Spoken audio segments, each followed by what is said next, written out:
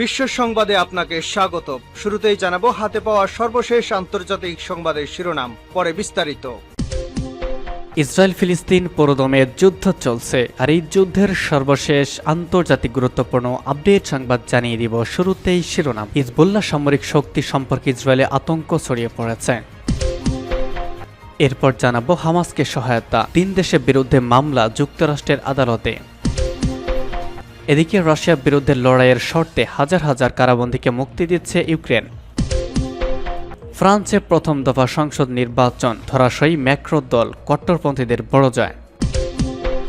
এবং সর্বশেষ জানিয়ে দিব, ইমরান খানকে স্বৈরাচারীভাবে বন্দী করা আন্তর্জাতিক আইনের লঙ্ঘন, বলছে জাতিসংঘ।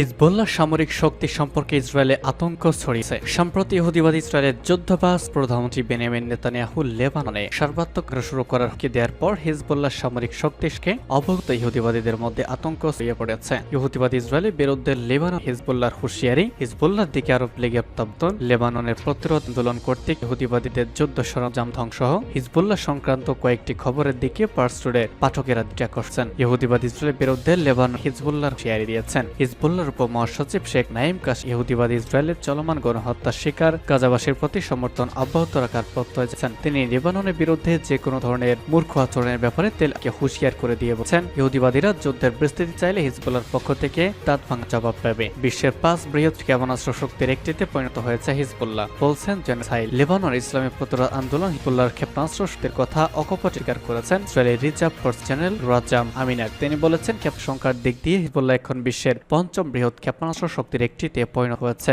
ইহুদিবাদী ইসরায়েলের হিব্রু ভাষা দৈনিক ইয়েদিওয়াত আহরোনাত এক সংবাদ বলেছে, ইহুদিবাদী সেনা ও রাজনৈতিক কর্তৃত্ব ব্যক্তিরা মনে করছেন, ইসরায়েল যদি এখনই গাজার সর্বদক্ষিণে শহর রাফা থেকে সেনা প্রত্যাহার করে, তাহলে লেবানন সীমান্তে হিজবুল্লাহর সঙ্গে সম্ভাব্য যুদ্ধ এড়ানো সম্ভব। এদিকে ইহুদিবাদী ইসরায়েলের 2টি গুরুত্বপূর্ণ যুদ্ধ সরঞ্জাম করেছে হিজবুল্লাহ। আন নাসরা বার্তা সংস্থা জানিয়েছে, লেবানন হিজবুল্লাহ ইসরায়েলের উত্তর সীমান্তে সর্বসাম্প্রতিক অভিযানের খবর প্রকাশ করেছে। প্রতিরোধ সংগঠনটি বলেছে, তাদের যোদ্ধারা লেবানন সীমান্তবর্তী এলাকায় স্থাপিত ইসরায়েলের 2টি যুদ্ধ সরঞ্জাম ক্ষেপণাস্ত্র মেরে ধ্বংস করে দিয়েছে। হামাসকে সহায়তা, 3 দেশের বিরুদ্ধে মামলা যুক্তরাষ্ট্রের আদালতে। ফিলিস্তিনি গাজা উপত্যকা নিয়ন্ত্রণকারী রাজনৈতিক গোষ্ঠী হামাসকে অর্থনৈতিক, সামরিক ও কৌশলগত সহায়তা প্রদানের অভিযোগে 3 দেশের বিরুদ্ধে মামলা হয়েছে যুক্তরাষ্ট্রের রাজধানী ওয়াশিংটনের ফেডারেলতে। দেশ 3টি হল ইরান, সিরিয়া এবং উত্তর কোরিয়া। যুক্তরাষ্ট্র ভিত্তিক ইসরায়েলপন্থী সংস্থা অ্যান্টি ডিফেকশন মিল লীগ এটিএল গতকাল বাদী হয়ে মামলাটি দায়ের করেছে। মামলার এজাহারে বলা হয়েছে, বছরের পর বছর ধরে হামাসকে আর্থিক, সামরিক এবং কৌশলগত সহায়তা দিয়ে আসছে এই 3 দেশ। মামলা করার পর একটি বিবৃতিতে এটিএল নির্বাহী জোনাথন গ্রিনবার্ড এক বিবৃতি বলেছেন, ইহুদি বিদ্বেষ এবং সন্ত্রাসবাদের সবচেয়ে বড় পৃষ্ঠপোষক ইরান। দেশটির সরকারের প্রত্যক্ষ মদতে ছড়ানো বিশ্বজুড়ে হতে ইহুদিদের প্রতি ঘৃণামূলক মনোভাব এবং সন্ত্রাস, আর এক্ষেত্রে বিশ্বস্ত বন্ধুর মতো ইরানের পাশে রয়েছে সিরিয়া ও উত্তর কোরিয়া। দ্বিতীয় বিশ্বযুদ্ধের গণহত্যার পর থেকে এ পর্যন্ত ইহুদিদের লক্ষ্য করে যত হামলা হয়েছে, প্রতিটির পেছনে এই 3 দেশের মদত ছিল। মামলায় এই 3 দেশের কাছে মোট $400 কোটি ক্ষতিপূরণ দাবি করেছে এটিএল। মামলার পর এ প্রসঙ্গে প্রতিক্রিয়া জানিয়েছে ইরান, সিরিয়া, উত্তর কোরিয়া জাতিসংঘ প্রতিনিধিদের সঙ্গে যোগাযোগ করেছিল রয়টার্স, কিন্তু কি মন্তব্য করতে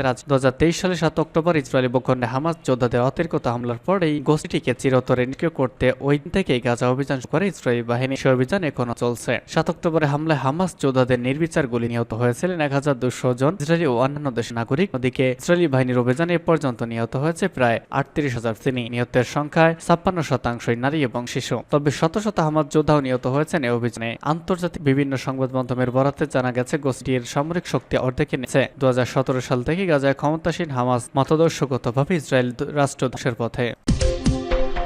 রাশিয়ার বিরুদ্ধে লড়াইয়ের শর্তে হাজার হাজার কারাবন্দীকে মুক্তি দিচ্ছে ইউক্রেন। রাশিয়ার বিরুদ্ধে যুদ্ধে লড়াইয়ের শর্তে হাজার হাজার কারাবন্দীকে মুক্তি দিয়ে যাচ্ছে ইউক্রেন। ইতিমধ্যেই পূর্ব ইউক্রেন একটি কারাগার থেকে কারাবন্দীদের সামরিক বাহিনীতে যোগ দেওয়ার শর্তে মুক্তি দেওয়া হচ্ছে। রাশিয়ার বিরুদ্ধে চলমান যুদ্ধে তীব্র সেনা মোকাবেলায় পদক্ষেপ মার্কিন বার্তা এপি জানিয়েছে। যুদ্ধক্ষেত্রে সেনা সংকট মোকাবেলায় সেনা নিয়োগের শর্ত শিথিল করেছে ইউক্রেন। এর অংশ হিসেবে কারাবন্দীদের প্রথমবারের সামরিক বাহিনীতে নিয়োগ দেওয়া আছে। ইউক্রেনের উপ আইনমন্ত্রী ওলেনা ভিসকোটাস্কা বলেছেন, গত মাসে মাসে বিতর্কিত এক সেনা সদস্যের প্রস্তাব পার্লামেন্টে অনুমোদনের পর ৩,০০০ বেশি বন্দী পেরোলে পেয়েছে তাদের সামরিক ইউনিটে নিয়োগ দেওয়া হয়েছে। দেশের আইন মন্ত্রণালয়ের হিসাব অনুযায়ী প্রায় ২৭,০০০কে যুদ্ধ শর্তে পেরোলে মুক্তি দিতে পারে। ইউরোপীয় ইউনিয়নের কাছে পাঠানো সরকারের পরিসংখ্যান অনুসারে দেশটিতে প্রায় ৪২,০০০ বন্দী রয়েছেন। এই উদ্যোগে আওতায় সাক্ষাৎকার ও চিকিৎসা পরীক্ষা এবং সাজা পর্যালোচনার পর শর্ত সাপেক্ষে পেরোলে মুক্তি দেওয়া হচ্ছে। ধর্ষণ, যৌন হামলা, ২ বা ততোধিক ব্যক্তিকে হত্যা ও ইউক্রেনের জাতীয় নিরাপত্তার বিরুদ্ধে অপরাধকারীরা যোগ্য বিবেচিত হবে। লড়াইয়ের জন্য নির্বাচিত হলে পেরোলে মুক্তিপ্রাপ্তদের প্রশিক্ষণ শিবিরে পাঠানো হয়। সেখানে অস্ত্র পরিচালনা ও লড়াইয়ের মৌলিক বিষয়গুলো শেখানো হয়। কোনো ইউনিটে যোগ দেওয়ার পর প্রশিক্ষণ শেষ হয় না। পিস্কাটুস্কি বলেন, অনেকে বীর হিসেবে বাড়ি ফিরতে চায়, কারাগার থেকে নয়। এটি তাদের জন্য অনুপ্রেরণা। রাশিয়ার বিরুদ্ধে যুদ্ধে লড়াই আগ্রহী ২৭ বছর বয়সী অ্যানসার্ন ভলভাস ডাকাতির অভিযোগে ২ বছরের কারাদণ্ড ভোগ করা এই যুবক বলেছেন, এখানে বসে থাকা বোকামি কিছু করার সুযোগ আসছে এবং আমি করতে চাই। অনেক বন্দী নিরাপত্তা কারণে শুধু প্রথম নাম বা ডাকনাম প্রকাশে আগ্রহী। ৩০ বছর বয়সী আর এক বন্দী ভ্লাদিমির বলেছেন, ১ বছর পর সাজা হলে স্বেচ্ছাসেবী হতে চান, কিন্তু এখন নয়, কারণ পেরোলে মুক্তির কর্মসূচিতে কার্যযোগ্য বাড়িতে যাওয়ার মতো ছুটির দিনের সুযোগ। পিস্কাটুস্কা বলেছেন, সামরিক পেরোল কর্মসূচিতে ও যোগদানে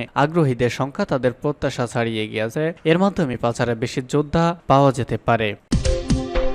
ফ্রান্সে প্রথম দফা সংসদ নির্বাচন, ধরাশয়ী ম্যাক্রোর দল, কট্টরপন্থীদের বড় জয়। ফ্রান্সের সংসদের নির্বাচনের প্রথম রাউন্ডে মেরিন লেপেনের নেতৃত্বাধীন অতি কট্টরপন্থী ন্যাশনাল র্যালি দলটি বড় জয় পেতে যাচ্ছে। প্রাথমিক প্রাক্কলন দেখা যাচ্ছে প্রেসিডেন্ট এমানুয়েল ম্যাক্রোর দল ভোটে তৃতীয় স্থানে যাচ্ছে। খবর বিবিসি, এনএন এবং এএপি এর। আইপিওএস এর প্রাথমিক প্রাক্কলনে আরএন এর নেতৃত্বে কট্টরপন্থী জোট ৩৪% ভোট পেয়ে প্রথম স্থান, বামপন্থী জোট ২৮.১% ভোট পেয়ে দ্বিতীয় স্থান এবং ম্যাক্রোর দল ২০.৩% ভোট পেয়ে তৃতীয় স্থানে রয়েছে। নির্বাচনে ৪০ বছরের মধ্যে সবচেয়ে ভোট পড়াতে বেশি। এতে মনে হচ্ছে আগামী রবিবার জাতীয় এবং দ্বিতীয় রাউন্ডের ভোটের পর ৫৭৭ আসনের জাতীয় পরিষদে আরএনএ ২৩০ থেকে ২৮০ আসন জয়লাভ করবে। নিরঙ্কুশ সংঘর্ষতার জন্য প্রয়োজন সম্প্রতি গঠিত বামপন্থী জোট নিউ পপুলার ফ্রন্ট ১২৫ থেকে ১৬৫ আসন পাবে। ম্যাক্রোর অ্যাসেম্বল এবং তার মিত্র ৭০ থেকে ১০০ আসন যেতে পারে। ফ্রান্সের ভোটার প্রায় ৪,৯০,০০,০০০। মেরিন লেপেন তার উত্তরাঞ্চলীয় নির্বাচন এলাকা হেনিন বিউমেন উৎফুল্ল সমর্থকদের উদ্দেশ্যে ভাষণ বলেছেন, গণতন্ত্র কথা বলেছে এবং ফরাসিরা আরএন মিত্রদের শীর্ষে রেখেছে। জনগণ কার্যত ম্যাক্রো শিবিরকে নিশ্চিত করেছে। তিনি বলেন, জনগণ স্পষ্টতই ৭ বছরে অবমাননাকর এবং ক্ষয়কারী শাসনের পরে পৃষ্ঠা উল্টাতে পারে। ম্যাক্রো ঐক্যের আহ্বান জানিয়েছেন এবং উচ্চ ভোটার উপস্থিতির প্রশ্ন করেছেন। দ্বিতীয় দফা নির্বাচনে তিনি ভোটারদের প্রজাতন্ত্র ও গণতান্ত্রিক প্রার্থীদের ভোটদানের আহ্বান। জ্বালানি ও খাদ্যদ্রব্যের দাম অনেক বেড়ে যাওয়ায় ফ্রান্সের জনগণের প্রেসিডেন্ট এমানুয়েল ম্যাক্রো দ্রব্যমূল্যের ঊর্ধ্বগতি ঠেকানোর আশ্বাস দেওয়ার পরেও দেশটিতে অভিবাসন বিরোধী এবং কট্টরপন্থী আরএন দলের প্রতি সমর্থন বেড়েছে। এবং সর্বশেষ জানিয়ে দিব, ইমরান খানকে স্বৈরাচারীভাবে বন্দী আন্তর্জাতিক আইনের লঙ্ঘন, বলছে জাতিসংঘ। পাকিস্তানের সাবেক প্রধানমন্ত্রী ইমরান খানকে স্বৈরাচারীভাবে কারাবন্দী করা হয়েছে বলে মন্তব্য করেছে জাতিসংঘের একটি মানবাধিকার সংস্থা। এটি আন্তর্জাতিক আইনের লঙ্ঘন বলে উল্লেখ তারা। গত সোমবার প্রকাশিত এক মতামত UN working group on an arbitrary detention বলেছে, এই ঘটনার উপযুক্ত প্রতিকার হবে ইমরান খানকে অবিলম্বে মুক্তি দেওয়া এবং আন্তর্জাতিক আইন অনুসারে ক্ষতিপূরণের কার্যকর অধিকার প্রদান করা। জেনেভা ভিত্তিক সংস্থাটি জানিয়েছে, তারা উপসংহারে পৌঁছেছে ইমরান খানকে আটকের কোনো আইনি ছিল। রাজনৈতিক পদে প্রতিদ্বন্দ্বিতা থেকে তাকে অগ্রহণযোগ্য বা অযোগ্য ঘোষণার উদ্দেশ্যেই করা হয়েছিল। সুতরাং শুরু থেকেই সেই প্রসিকিউশনের কোনো আইনি ভিত্তি ছিল না। জাতিসংঘ ওয়ার্কিং গ্রুপ মতামত গত ২৫ মার্চে হলেও তা কেবল গত সোমবার বা গতকাল প্রকাশিত হয়েছে। ৫ জন স্বাধীন বিশেষজ্ঞের সমন্বয়ে গঠিত এই গ্রুপের মতামত বাধ্যতামূলক না হলেও এর সুনামগত গুরুত্ব রয়েছে। মতামতে বলা হয়েছে, ইমরান খানের আইনি সমস্যাগুলো তার এবং তার দল পাকিস্তান তেহরিক ইনসাফ তথা পিটিআইয়ের বিরুদ্ধে বৃহত্তর দমন অভিযানের অংশ। এতে আরো বলা হয়েছে, ২০২৪ সালের সাধারণ নির্বাচনের আগে ইমরান খানের দলের সদস্যদের গ্রেপ্তার ও নির্যাতন করা হয়েছিল এবং তাদের সমাবেশে বাধা দেওয়া ছিল। নির্বাচনে ব্যাপক জালিয়াত, কয়েক ডজন যদিও আসন চুরি হয়েছিল বলে অভিযোগ আছে জাতিসংঘের ওয়ার্কিং গ্রুপ। এ বিষয়ে এখনো কোনো মন্তব্য করেনি পাকি সরকার। দেশটির নির্বাচন কমিশন অবশ্য গত ফেব্রুয়ারির নির্বাচনে কারচুপির অভিযোগ অস্বীকার করে আসছে।